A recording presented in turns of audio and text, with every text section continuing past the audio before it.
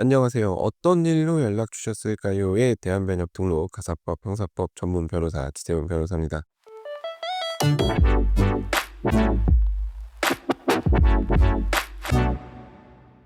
오늘도 이혼 소송 상담하면서 가장 많이 받는 질문 중 하나에 대해서 얘기를 좀 해 보려고 합니다. 이제 이혼 소송 상담을 하다 보면 궁금한 거 다 물어보시고 위자료, 재산 분할 뭐 이런 거에 대해서 물어보시고 마지막에 살짝 슬며시 물어보시는 질문이 있어요. "혹시 제가 이혼 소송 중에 다른 사람을 만나면 문제가 될까요?" 라는 질문을 하시는데요. 그 마음을 제가 이해 못하는 거는 아닌데 안 하시는 게 좋죠. 결론부터 말씀드리면. 안 된다는 거 아시니까 물어보시는 거잖아요, 보통은. 이게 조금만 생각을 해 보셔도 안 될 것 같으니까 저한테 물어보시는 거일 텐데, 이런 질문 받았을 때 "아 뭐 어때요? 괜찮습니다. 문제 없습니다."라고 얘기해 줄 변호사가 과연 몇 명이나 있을지 모르겠어요.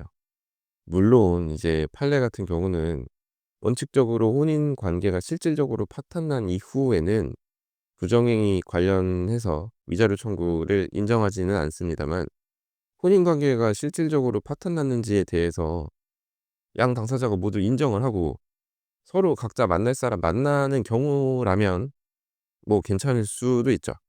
근데 이제 그게 아니라고 한다면 조심하셔야 됩니다. 뭐 "걸리지만 않으면 되는 거 아닌가요?"라고 하실 수 있는데, 그렇죠. 뭐 걸리지만 않으시면 되는데, 아무튼 저는 그 소송이 진행되는 기간 동안에는 좀 참으셨으면 해요. 조심하셨으면 합니다. 제가 왜 그렇게 말씀드리는지에 대해서 오늘 한번 얘기를 해 보겠습니다.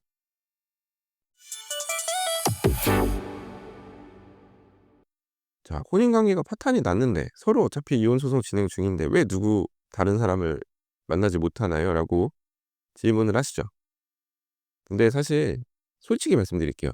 정말 솔직히 말씀드리면 보통 이런 거 물어보시는 분들은 이혼 소송 제기하기 이전에 이미 다른 누군가가 있는 경우가 많습니다.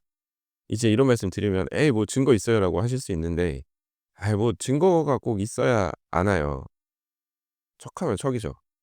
이게 이혼하는 경우에 사람 심리가 그렇습니다.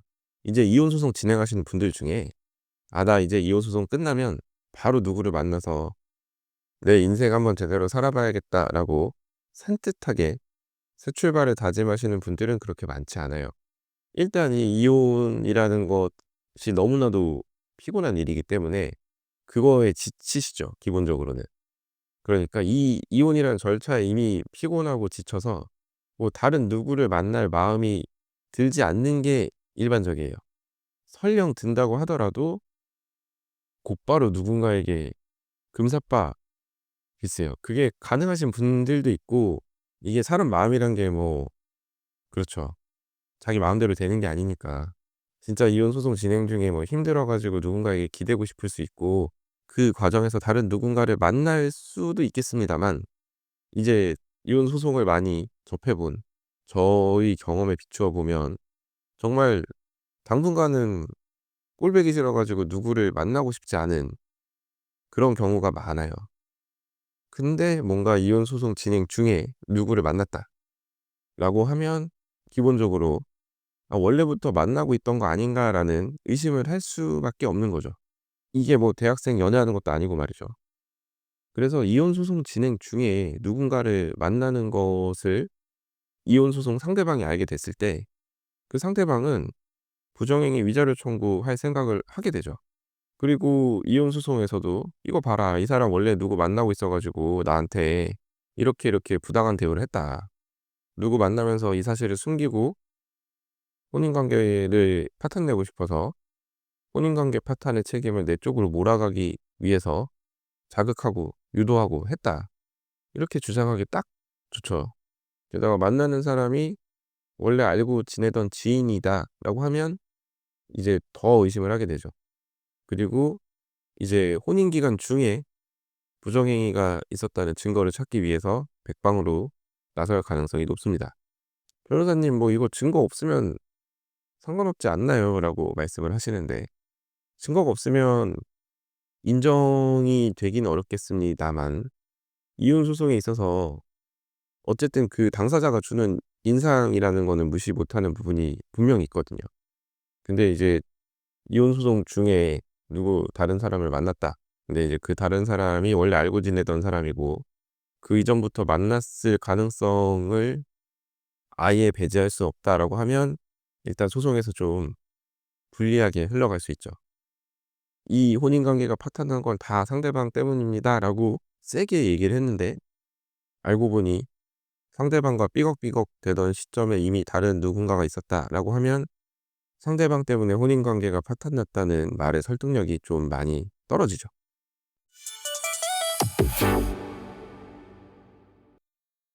자, 이제 또 하나 더 생각해 보셔야 될 부분은 자녀의 친권 양육권과 관련된 부분입니다. 친권 양육권을 주장하지 않으시면 뭐 상관이 크게 없을 수 있는데 친권 양육권 가지고 막 치열하게 다투는 상황에서 갑자기 엄마한테 남자친구가 있다, 아빠한테 여자친구가 있다 이런 얘기를 아이가 알게 되면 이게 참 혼란스럽죠. 그리고 인제 아이를 키우고 싶어 하는 쪽에서는 이러한 점을 집요하게 파고들 가능성이 높습니다. "이거 봐라.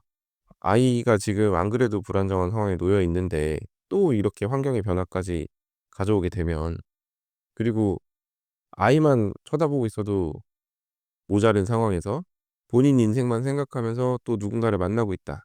이거는 안 된다. 나는 진짜 아이만 보고 아이만 키우면서 살겠다." 이런 식의 주장을 하기가 딱 좋아지죠. 그리고 또 인제 저 개인적으로는 그렇게까지는 안 하면 좋겠는데 간혹 이런 경우도 있어요. 그러니까 이제 아이를 너무 키우고 싶으신 나머지 아이한테 뭐 아빠 혹은 엄마가 이성 친구가 있고 그거에 대해서 어떻게 생각하는지 막 물어보거나 해서 아이의 반응을 유도해서 그런 거를 막 제출하려고 하는 경우도 있거든요, 아이를 어떻게든 키우고 싶어서. 근데 이제 그거는 쪼끔 아이가 받을 상처라는 게 있잖아요. 화나는 거는 제가 100번 이해를 합니다. 그런데 그 화가 나는 건 당사자 사이에서 푸셔야 될 문제지 이거를 아이까지 직접적으로 끌어들여 가지고 아이한테 뭔가를 얘기해 주고 "니네 엄마 아빠가 나쁜 사람이다." 이렇게 얘기하는 거는 사실 좋지 못해요. 또 오히려 그렇게까지 하면 판사님이 생각을 달리하실 수 있어요.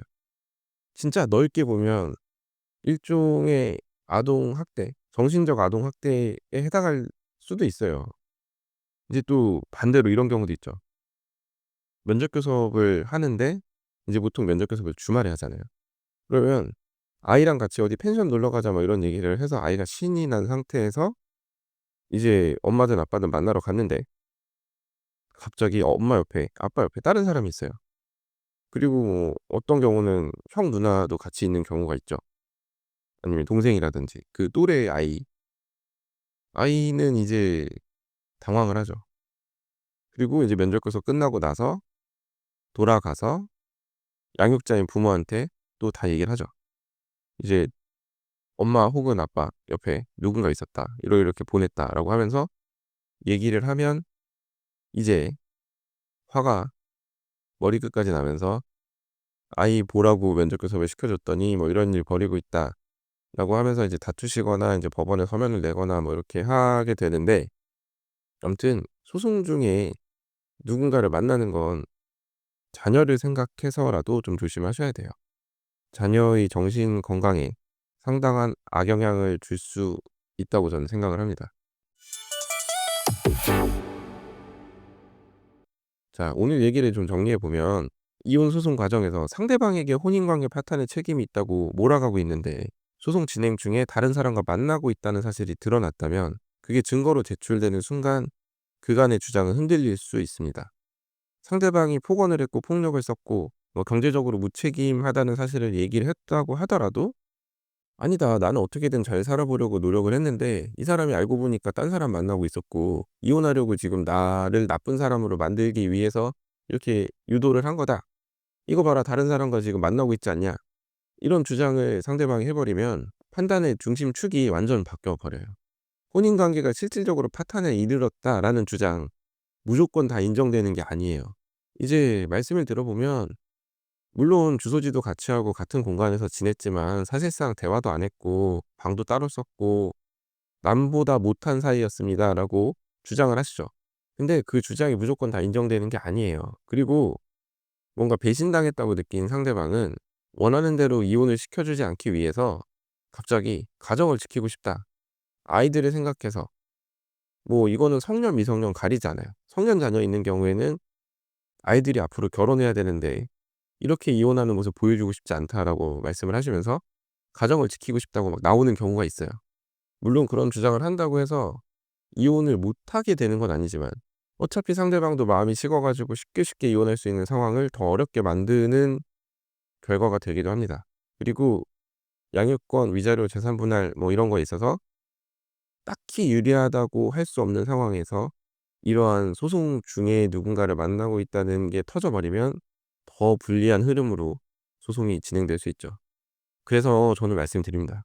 그 잠깐이 아닐 수도 있지만 아무튼 참아 주세요. 지금 누군가랑 함께 있는 게 물론 달콤할 수 있죠. 근데 지금 제일 중요한 걸 생각을 하셔야죠. 일단 이혼부터 제대로 하고 보셔야죠. 새로운 인연은 여러분이 법적으로 자유로워진 다음에, 정말 다 끝난 다음에 만나도 늦지 않습니다. 그리고 오히려 인제 그때 만난 관계가 더 안정되고 당당하게 걸어갈 수 있는 길이 될 수 있습니다. 또 이게 사람 심리가 그런 게 하지 말란 거를 하면서 금단의 사랑을 나눌 때는 관계가 참 불타오르는데 막상 이제 편하게 만나도 된다고 판을 깔아 주면 그 관계가 팍 식을 수 있어요.